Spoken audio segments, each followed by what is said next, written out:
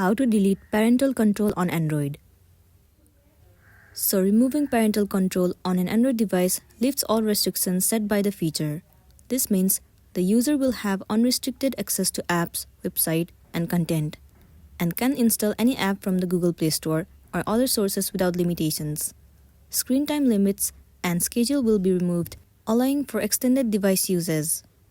Privacy and location settings can be changed freely, and in-app purchases and subscription can be made without needing approval.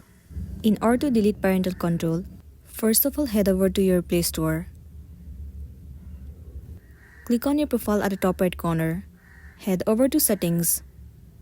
Move into Family. The option of parental controls will be visible to you. Click on it. You can see that in my device, the parental controls is already off. But if it is enabled on a device, then all you want to do is toggle off this button right here. And then you have to enter the PIN. Once you have entered the PIN, tap on OK. After that, the parental control feature will be turned off, and you'll be good to go. So that's all for today, and this is simply how you can delete parental control on Android.